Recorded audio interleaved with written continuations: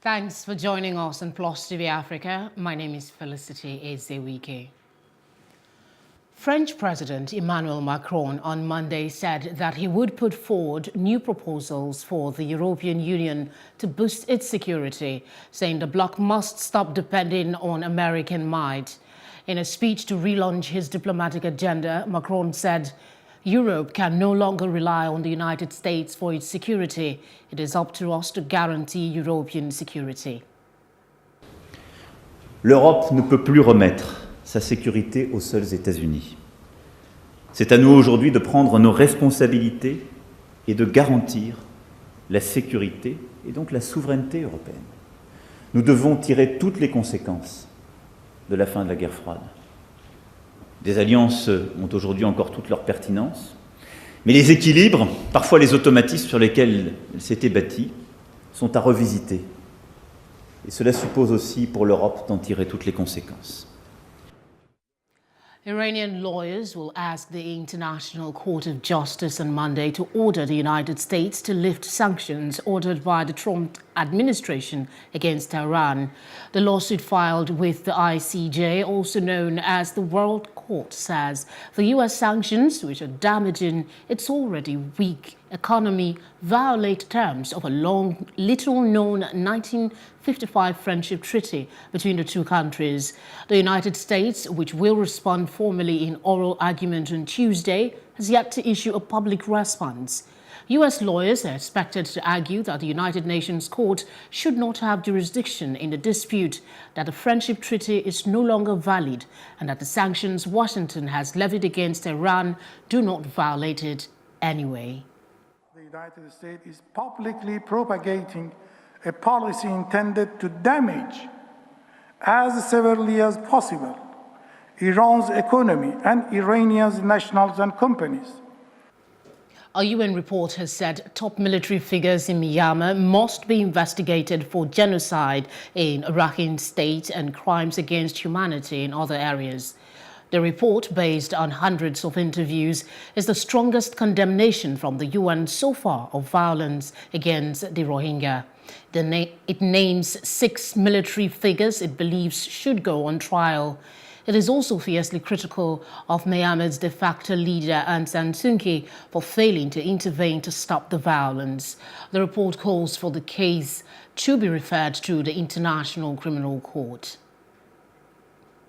Pope Francis on Sunday declined to comment on a letter by a former Vatican official that he had ignored sexual abuse claims against U.S. Cardinal Theodore McCarrick, who was forced to resign last month. A former Vatican envoy to Washington, Archbishop Carlo Maria Vigano, wrote in a letter published in the National Catholic Register that he had told Francis of the allegations in 2013, but that he had responded by lifting sanctions imposed on Cardinal by his predecessor, Pope Benedict. The scandal in the Catholic Church over child sexual abuse by clergy dogged the pontiff's visit at the weekend to Ireland, where he said he begged for God's forgiveness for the damage done to the victims. We'll take a quick break. Stay tuned.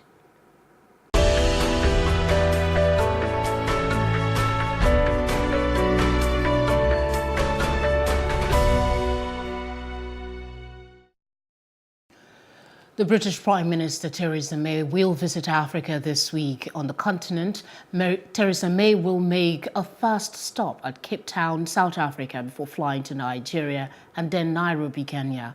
The Prime Minister will be in Nigeria on Wednesday, where she will meet with President Muhammadu Buhari in Abuja to discuss the promotion of British trade and interest.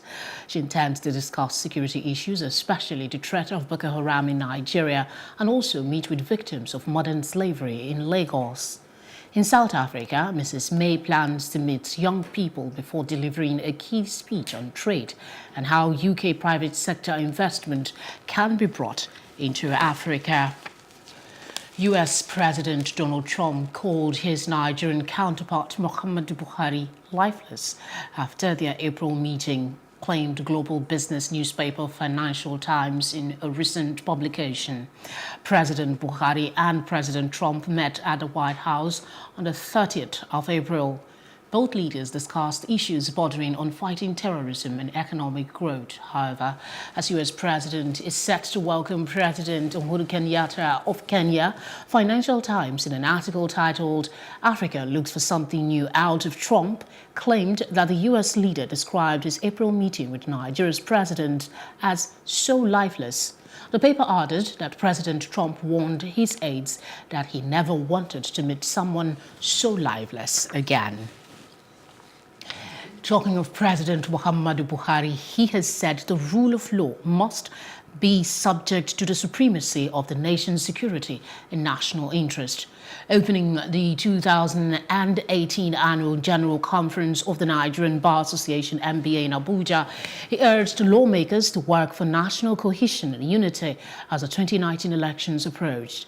There has been criticism of the government over the detention of some individuals, such as former National Security Advisor Sambo Dasuki, Shiite leader Ibrahim El-Zakzaky, and his wife.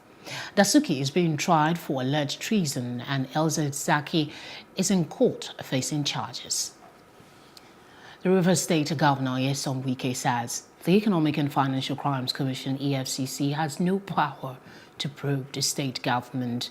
In a statement by his Special Assistant on Electronic Media, Simon Nwakandu, the governor said that the EFCC should approach the Court of Appeal to set aside the 2007 judgment barring the commission from investigating the state.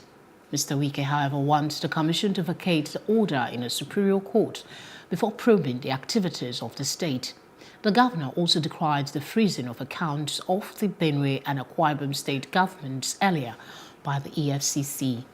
On August 8, the anti-graft agency froze the accounts of two states, a development that sparked criticisms, especially by the Nigerian Governors Forum. The Nigerian Independent National Electoral Commission (INEC) has denied reports that there are duplications in its 2019 election budget.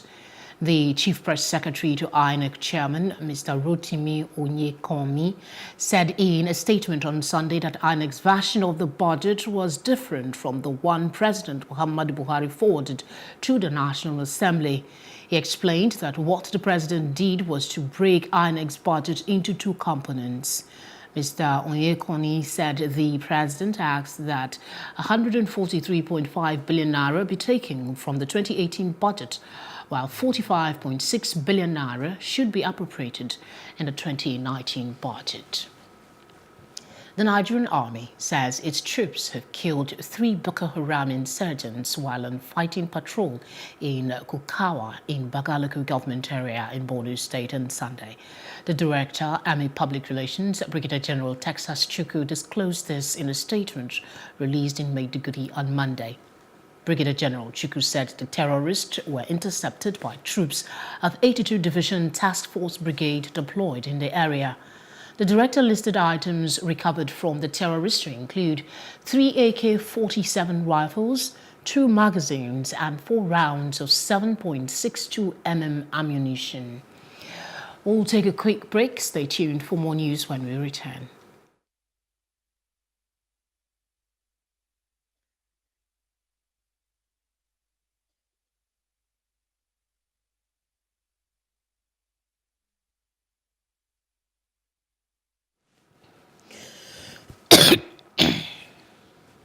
A Ugandan High Court judge, Stephen Mubiru, granted bail on Monday to an opposition lawmaker charged with treason over his alleged role in the stoning of President Yoweri Museveni's convoy. Robert Kagulani was charged on Thursday. The court proceedings were televised. Reports indicate that Mr. Kagulani's treason charge was withdrawn by the military but rearrested and again charged with treason. The court ordered those charges dropped, but he was taken into civilian custody on new treason charges. Robert Kagulani, a musician turned lawmaker popularly called Bobby Wine, and 4 other lawmakers were arrested on August 13 on suspicion of involvement in the stoning of a presidential convoy during a parliamentary by-election campaign. Ethiopia's Prime Minister said on Saturday an election due for 2020 would be free and should not be delayed by his sweeping reforms to the African nation's politics, economy and diplomacy. He said on Saturday at his first news conference that the World Bank would provide $1 billion in budget support in the next few months, explaining that this is due to the reforms taking place in the country. Prime Minister Ahmed, who took office in April, has pledged to open up the state-dominated economy and has taken steps to end decades of hostility with neighboring Eritrea, moves that could reshape the country and the broader Horn of Africa region. Since winning office, he has loosened the grip of a state that ruled with an iron fist, has ordered the release of political prisoners and decried abuses by security forces as state terrorism. South Sudan's President Salva Kiir has appointed 3 new governors of Awil, Northern Upper Nile and Twoik State in the State House, Juba. The newly appointed governors, the president urged them to sensitize citizens about peace, adding that hate speech against the opposition members is a red line under the implementation of the peace agreement because the main objective now is peace and stability in the country. Up next is our business report with Edidiong Iwan. Don't go away.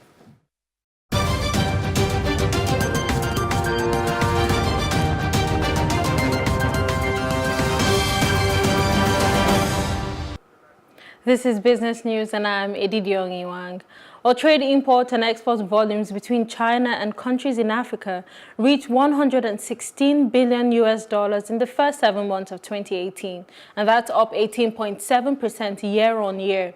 China's exports to Africa were worth $59.36 billion, an increase of 8.8% compared to last year, while its import volume rose 31.3% to stand at $56.81 billion.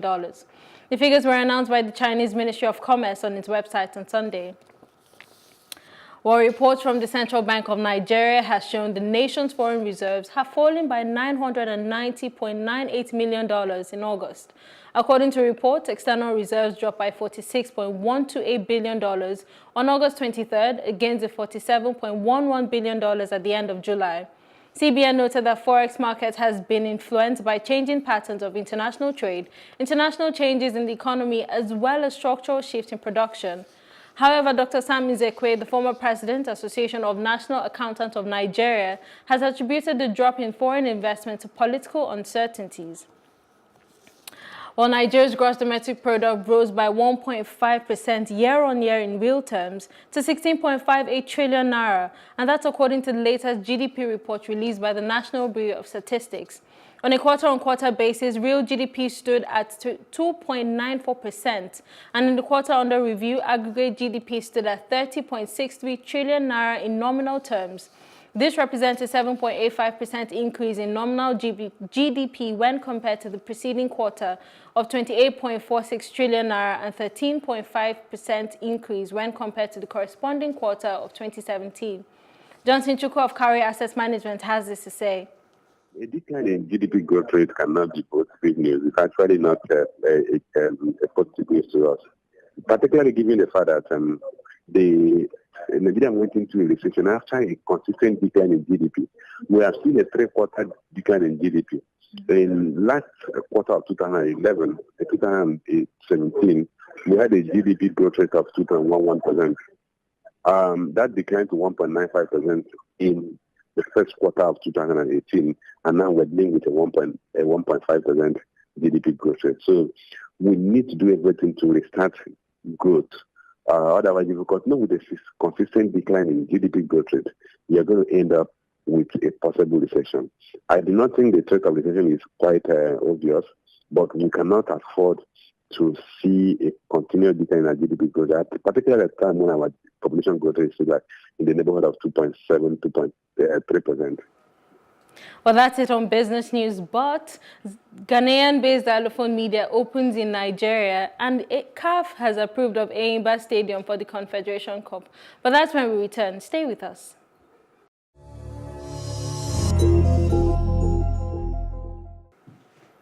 And in entertainment, MI, who just released his 8th studio project on the 24th of August 2018, Young Denzel has graced the cover of The Guardian Life magazine. In his interview, he releases exclusive information about himself and his life as a musician.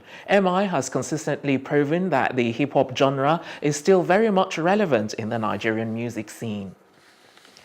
Men's Gold and Xylophone Media, which are Ghanaian record labels, have had a successful launch in Nigeria on Friday with a concert at the Eko Convention Center and featured Xylophone Media label signees Stonebwoy, newly wedded Becca, Shatawale, amongst many others. Nigerian artists such as Patoranking, Two-Face, Idibia, MI, Olamide, Techno, amongst others, also rocked the stage as well. State of Mind Entertainment, owned by Becca's husband, managed the event alongside Xylophone Media CEO Nana Apia Mensah. Still on entertainment news, Hollywood couple Ben Affleck and Jennifer Garner have finally reached an arrangement regarding their divorce. The pair were married for 10 years and have resolved their differences and agreed to finalize their divorce when Ben returns from rehab. The couple publicized their split in 2015 and filed for divorce in 2016. Sources close to the couple say although Ben hasn't been able to sustain a sober lifestyle, they continue to remain cordial to one another. And that's it on entertainment. The best in sports right after this.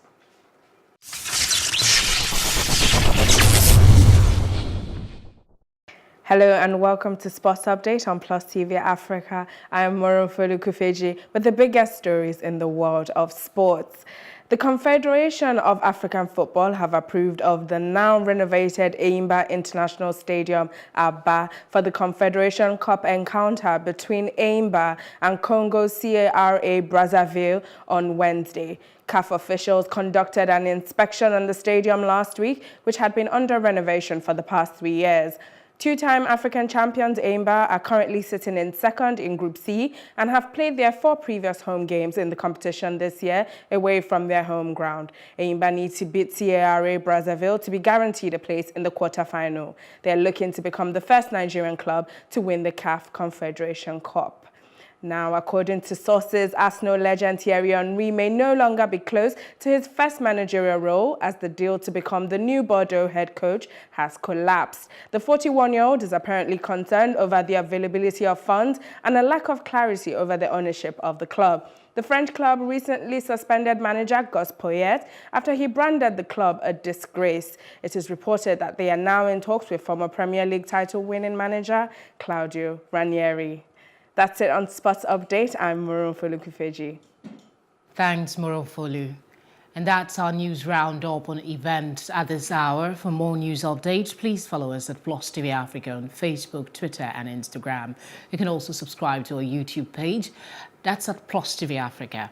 We'll be back later with more stories making the headlines. Do join us again. My name is Felicity Ezewike. Thanks for watching.